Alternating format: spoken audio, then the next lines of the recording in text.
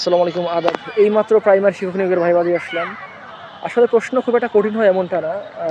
আমরা আসলে খুব নার্ভাস হয়ে পড়ি, এটাই হচ্ছে একটু সমস্যা। আমাকে যা প্রশ্ন করছে সব ইংরেজিতে প্রশ্ন করছে, আর আলহামদুলিল্লাহ পারছে সবগুলোই। আমাকে প্রশ্ন করছে যে তুমি কেন শিক্ষক হতে চাও, ইংরেজিতে এগুলো এটা বলার জন্য আমি আলহামদুলিল্লাহ বলতে পারছি। এগুলা খুব একটা কঠিন না, নর্মাল। এরপর সাবজেক্টিভ কোয়েশ্চেন করছে, আলহামদুলিল্লাহ পারছি। কারণ এগুলা আমার জানা আছে, আর আমি ছাত্র পড়াই, তো এইগুলা মানে একটু রিভাইজের মধ্যেই আছে, সাধারণ কোয়েশ্চেন আর কি। আর এরপর আপনার ওই ট্রান্সলেশনটা জিজ্ঞেস করে, নর্মালি সবাইকে ট্রান্সলেশন জিজ্ঞেস করে। আমি একটা কোয়েশ্চেন পারি নাই, ওইটা আমি পারতাম, আনসারটা আমি জানি, কিন্তু ওইটা আমি মানে ওনারা ইংরেজিতে প্রশ্ন করছে, আর আমি এটা একটু নার্ভাস ছিলাম, এই কারণে আমি এটা বুঝতে পারি নাই।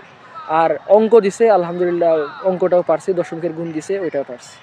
মূল বিষয় হলো প্রশ্ন খুব সহজ পড়ে, আর নার্ভাস হলে আর কি প্রবলেম, মানে ইজি কোয়েশ্চন হয়, নার্ভাস হলে আপনি ওইগুলার সহজ উত্তরটা আপনি পারবেন না।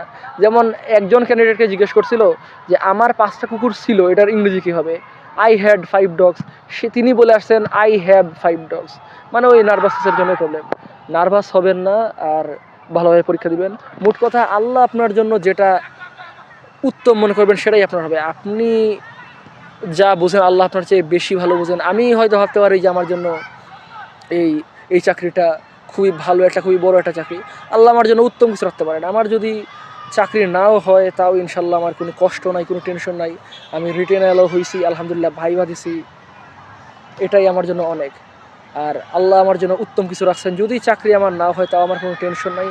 আমি আল্লাহর উপর ভরসা রাখি, আপনারাও ভরসা রাখবেন, এই নিয়ে দুশ্চিন্তার কিছুই নাই।